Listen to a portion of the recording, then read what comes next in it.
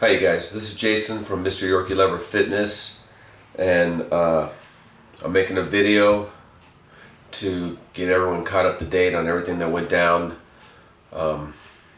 It's a video I was hoping not to have to make so soon after making that last video, but things happen and that's where we're at. So, first of all I want to say thank you to everyone for the condolences you left for Leroy, my mother, my pets. It's really appreciated. It's been a tough couple months dealing with all of this, but I really appreciate that you guys are taking the time to leave those comments, and they really mean a lot to me, and they would have meant a lot to Leroy, and I really do appreciate it. So I want to say thank you first for that. So let me talk about the timeline of what happened with Leroy, how it all went down, and the first thing was it was November 14th. It was a Saturday that Leroy fell. Now, he fell because his ankle, which he's had like a lifetime problem with, and ever since I've known him, is every now and then it'd flare up, and it's from when he had his motorcycle accident back when he was in his 20s. And we had been talking recently how it was getting so bad and so painful, and he was using a cane to walk around with because of the ankle, that he was going to have surgery on it finally. He's put it off for so many years, but he's going to have surgery on it. So he was, going in for doctor's appointments to, check up when he's going to get the surgery. So he literally was probably like a week away from going in for surgery when he fell on November 14th. And when he fell and he fell forward. And keep in mind, everything I'm telling you it's probably at least 90% accurate. I just talked with several people. We had no actual eyewitnesses, but people that were kind of there. I've talked with several people, and so when he fell forward because of his ankle, hit the counter with hit with his nose and his jaw, and then he fell. After he hit the counter, then he fell and hit the floor. So he ended up breaking his nose, breaking his jaw, and splitting his head open. And you got to understand, when you're that age, your bones become very brittle. And so he was almost 83. So he did that. One of the friends that lives in the apartment complex where he lived went in to check on him. Would check on him every day, and he found him lying in a pool of blood in the kitchen, and called 911, and they took him in. So I got a call on November 16th, which was a Monday, from a friend saying, "Hey, his line's disconnected. Do you know what's going on?" So I called that night, and I couldn't find anything. His line was disconnected. I called his cell phone, it wasn't answering, so I couldn't get it. I called the front office, and I had to call the next day because no one was there, during those hours as after hours. So I called on the Tuesday, and that Tuesday, November 17th, was the same day I got a call from my mother passing in the hospital. And then I called on Tuesday, I find out about Leroy, and now Leroy's in the hospital. So, which I've touched on before, and it was what it was. So then I called November 18th on a Wednesday to find out about Leroy's status. Not being a relative, they because of legal reasons, they can't give you too much information. They couldn't tell me if he's improving. They said he was laying in the bed, he was conscious, his eyes were open, he had a tube down his throat. And so I had them take down my contact info. A couple other people that were friends with Leroy had them do the same, was calling the hospital, had them do the same thing. So if anything happens, can you call and tell us? And sure, we're gonna call you. The nurse did call back later that day and told me that she went and told Leroy that I'd called, and she said his eyes lit up a little, and he did somewhat of a smile, and so like I said, he was conscious at that. So I called again on Thursday, November 19th. They don't really they didn't tell me much. They said things were about the same. They couldn't tell me if he's improving. So, and after the fact, I come out on November 20th on a Friday, Leroy passed at 3:06 in the morning. Well, I made an update video. So when I called that Friday, like I said, I got no status, nothing, no one. It's like every time you call that hospital, and keep in mind, this is a hospital in Henderson. Every time you call them, I'd be transferred to 2 to 3 different people, and no one can give me like a straight answer of what was going on. So when I called on Friday, they asked about the status, and they said everything's the same, but he had passed that Friday at 3:06 in the morning, I made on the 21st, and they didn't tell me this when I called, which is, I don't know what to say. On the 21st, when I made the hospital update video, I thought Leroy was still alive. I didn't know he had passed. No one had said anything. And so I called, and then I called the next week on the 25th, still thinking he's alive, the day before Thanksgiving, to see if I could come down and visit him, visit with Leroy. I was transferred 3 different times. If I'm going to give these people that worked in the hospital the benefit of the doubt, maybe they're overworked, maybe they were trying to figure out if a non-family member can come visit somebody, but they must not have looked to see if Leroy was even still alive at the moment, which I thought he was, and so that no one could give me a clear-cut answer if I can actually visit with him, and so. Because I want to go the day after Thanksgiving, I want to go on a Friday to visit him, but I'm in Los Angeles. I don't want to drive 4.5 hours there and get there and they say you can't visit, and then have to drive 4.5 hours back. So no one gave me, it's like I got the runaround. No one gave me a clear-cut answer, so I didn't go. And like I said, at this time Leroy had passed, but no one had said anything. And then it's just like I said, I don't understand the incompetence, what happened, but it's crazy. So then that weekend, the day after Thanksgiving, in my house, I have an old house I live in, and I had some major plumbing problems that pretty much kept me preoccupied all week up until this Monday that just passed. And so while I'm dealing with these plumbing problems, because the plumbers didn't come and I had to call another plumber, they didn't come, so I'm trying to fix the stuff myself. But so on Monday, on November 30th, I get a call from Leroy's friend, Bob Uri. And I've never talked to Bob Uri. I know that's Leroy's friend. Leroy talks about him all the time in his videos. And he's saying, hey, I called the police department and they're saying Leroy's passed. And so I'm like, what do you mean? I was like, I just called there on Wednesday, and they didn't say anything, and they should have called me and they should have called a couple of other people that were keeping in touch, and they didn't call to let me know any updates. So I called the hospital. I once again get the runaround, and then finally I get someone to say, yeah, he passed on November 20th, and I'm in shock, first of all, because I'm thinking I've called several times since that date, and no one told me this information. So I like that night, I had an immediate breakdown that night, So once I got done with that, I was thinking, my next concern was, after I confirmed that Leroy had passed, my next concern was, it's been 10 days since he's passed. Where's his body? So now I'm thinking, where's his body? So I'm asking the hospital, where does body go? Where does body go? I'm concerned. I want to locate his body. Because if someone doesn't claim a body, they probably cremate the body and just toss the ashes, and I did not want that to happen to my friend. I'm like, no, we need to find the body. So I called the hospital, talked to several more people. They didn't know what mortuary was on staff that day. So I called the county coroner's office to see if they know anything, and they said there's nothing in their system, because you have to file a death certificate to be put into their system, so the hospital should know. So I'm calling the hospital back, and then I called their administration, left messages. To this day, like I said, keep in mind this was Monday and Tuesday. To this day, no one's called me back from the hospital, which I'm just in shock.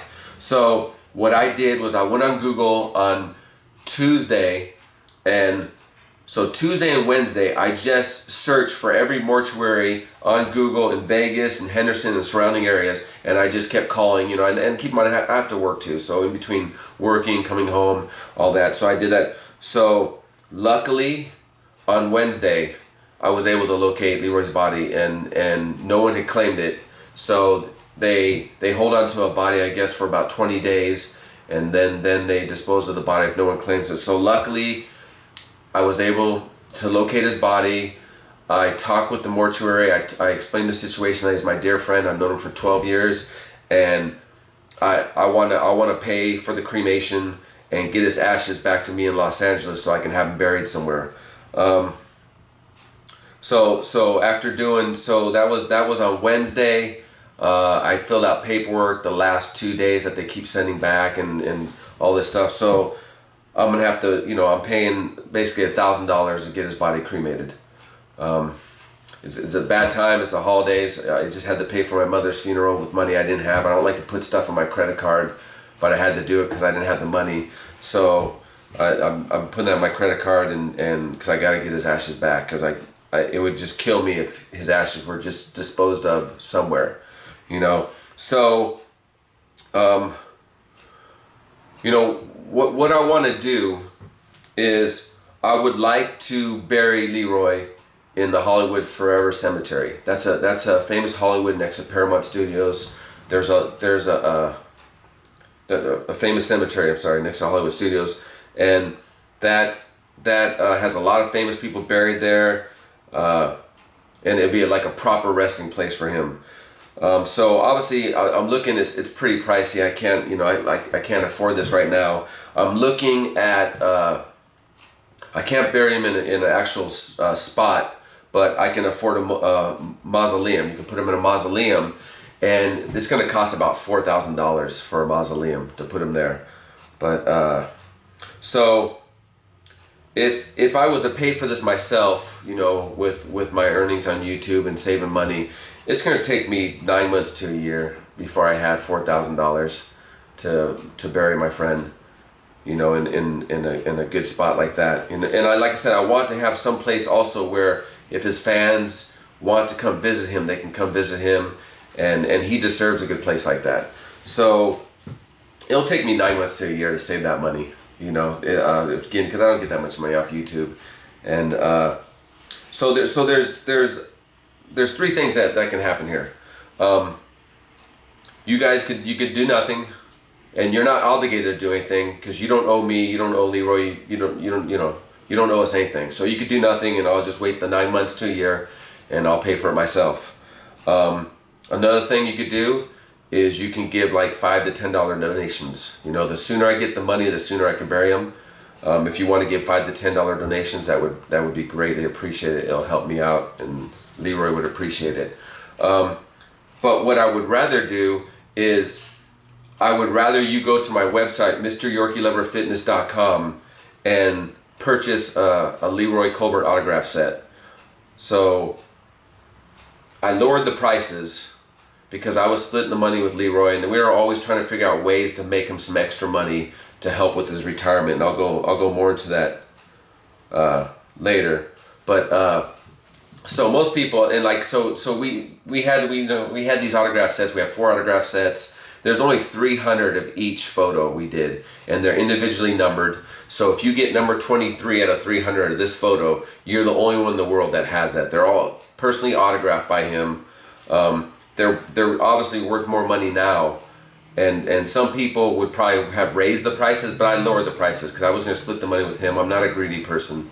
I was trying to help him out. So since he's no longer around, I lowered the prices. I'd like his fans to get them.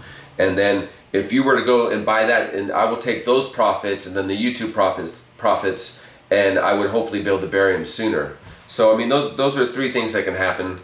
And like I said, you're in no way obligated for anything. You don't owe me anything. You don't owe him anything. I'm just throwing out options of just how can I put him to rest sooner. So let me talk about how I met Leroy.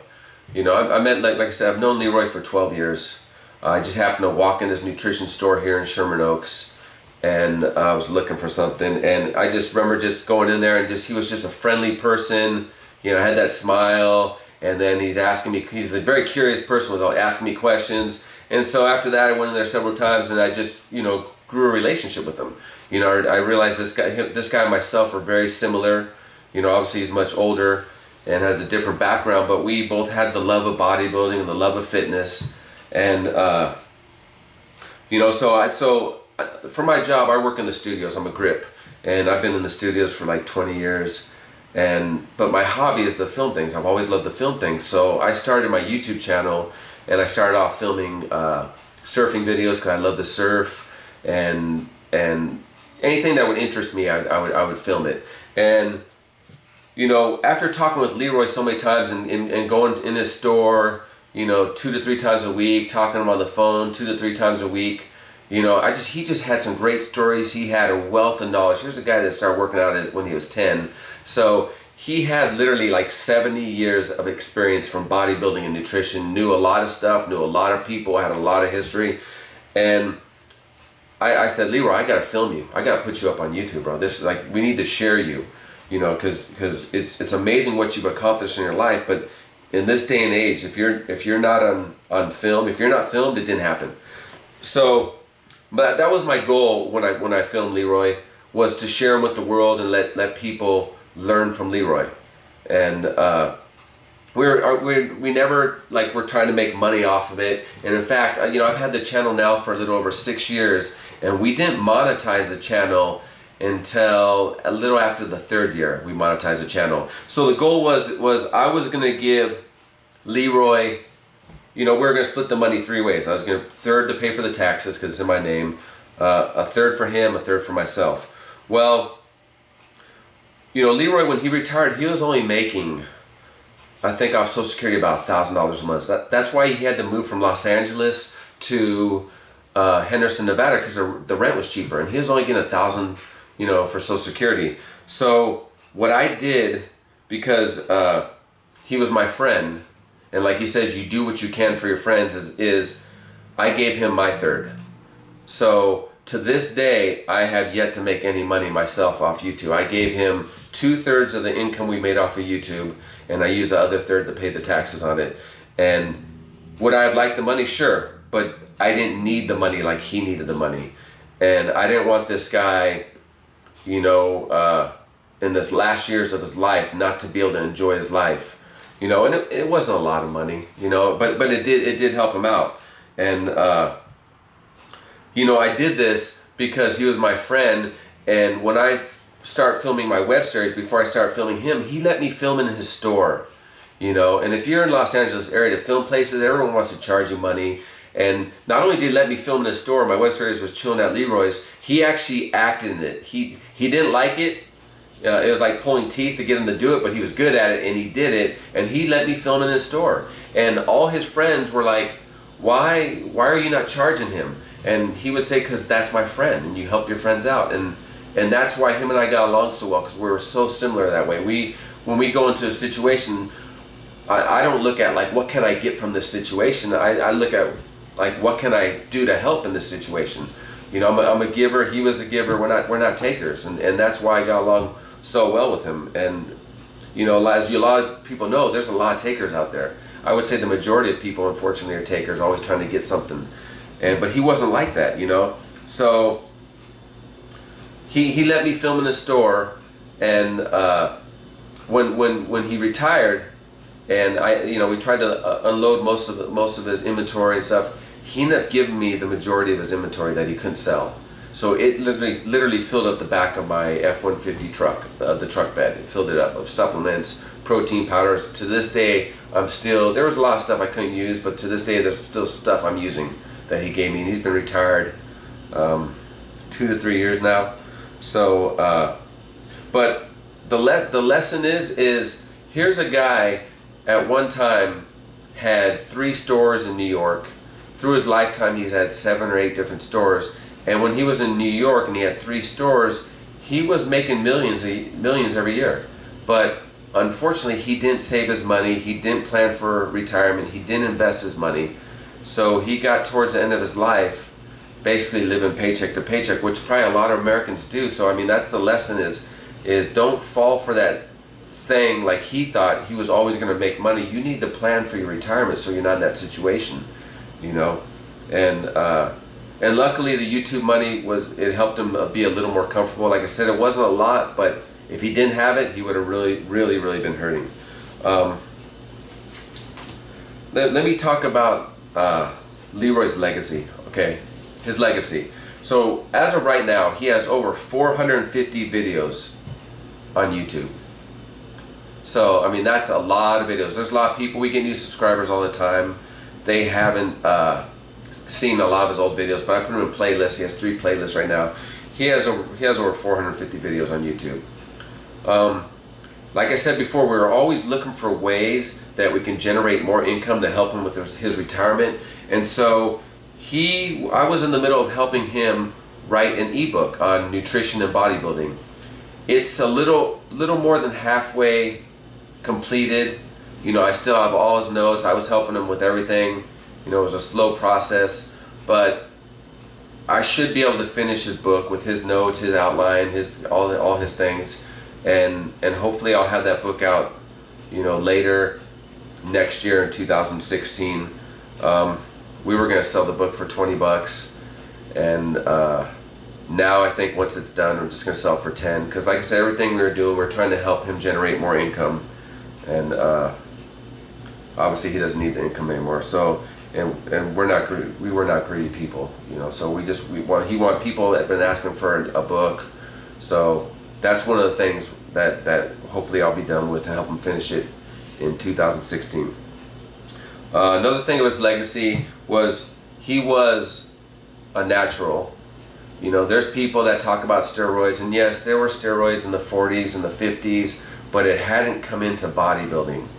And if you knew Leroy like I knew Leroy, he was very, very honest. If he had taken steroids, he would have told you. He'd have no shame in it, but he didn't. He got hurt before the steroids really started coming into bodybuilding, and he couldn't train his legs because he severed his ankle, and so there was no point in doing it.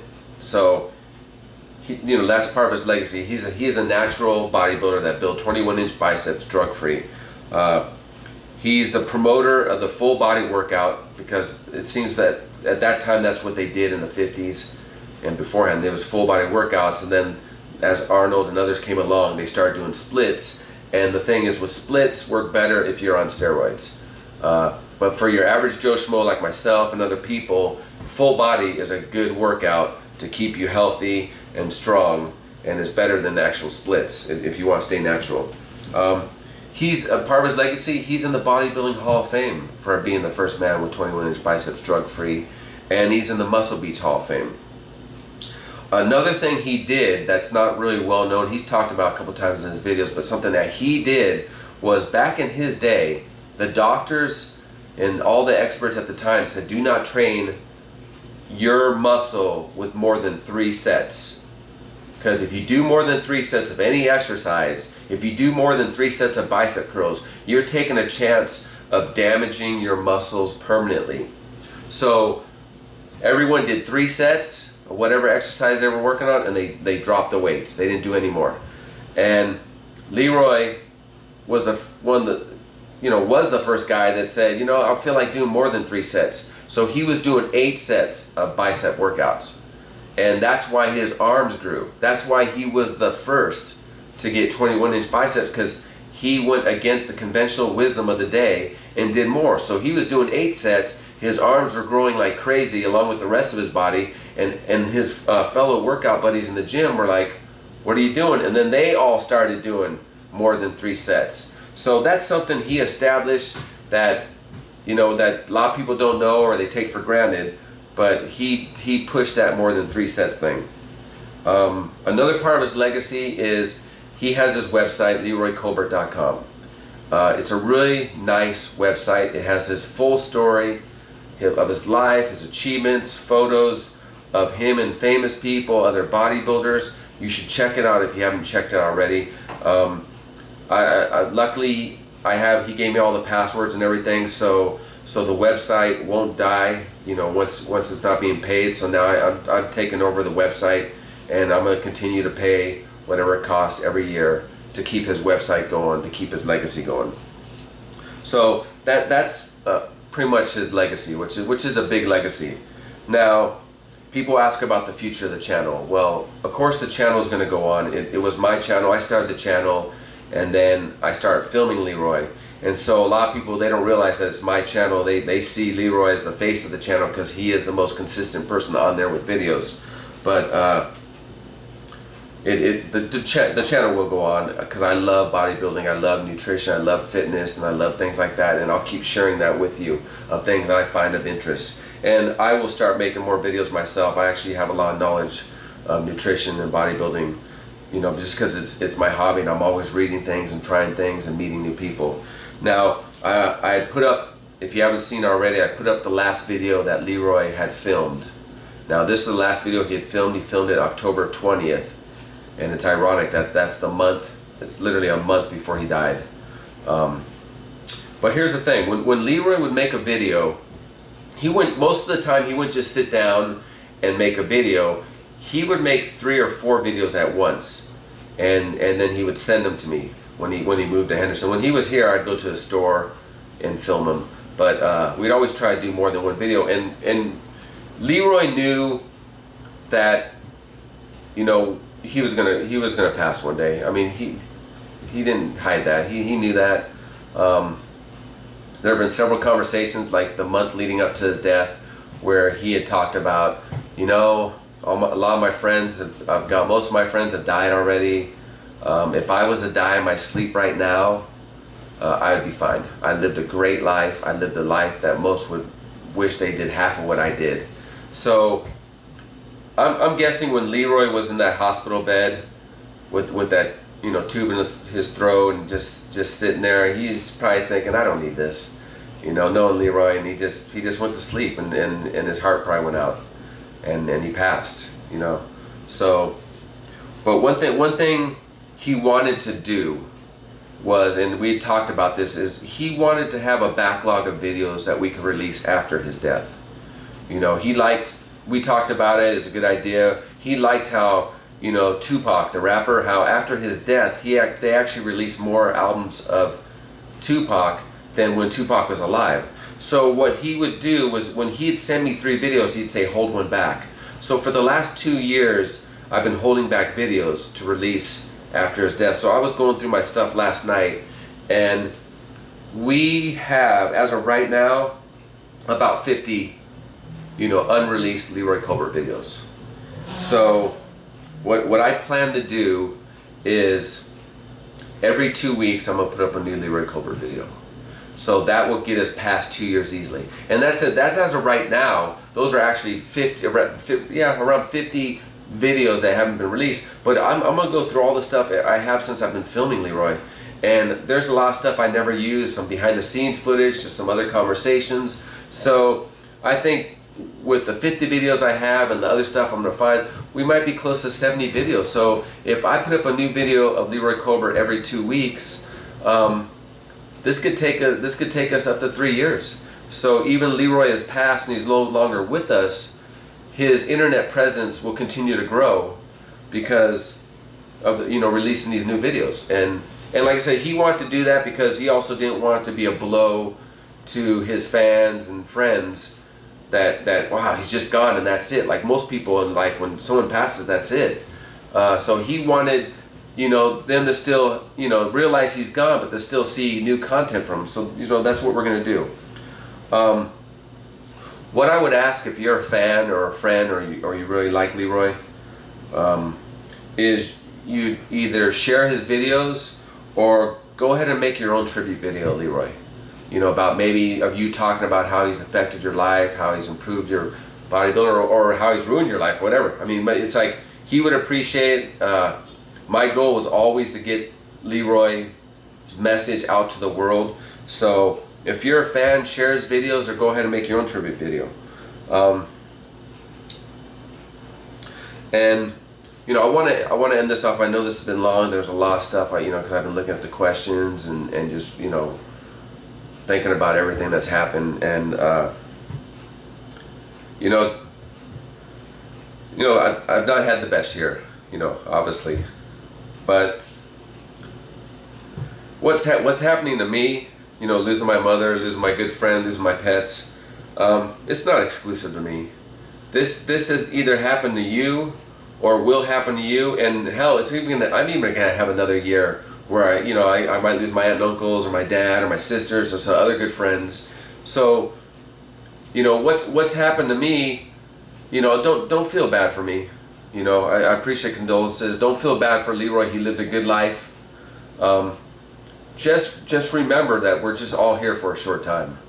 You know, so you should really enjoy your life, make meaningful relationships, share your love with your family, your friends, your pets, and just make the most of your life. Make your life mean something, and let the people that are in your life know they mean something to you. You know, because you just never know when it's the end. You know, so you should. That's the message I'd have to everyone. And like I said, don't feel bad for my year. It's been a terrible year dealing with this stuff, but I'm an optimistic person. Without stuff like this happening, how would you appreciate the other things, the other good things in life? So I just want to fill all you in. I'm very grateful to have my health. I'm very grateful to have a good job, to have my YouTube channel, have the 2 remaining dogs I have. I'm just grateful what I have. You know, I'm not going to be ungrateful for what I don't have. And I want to end this off and dedicate this to my good friend Leroy. To be continued.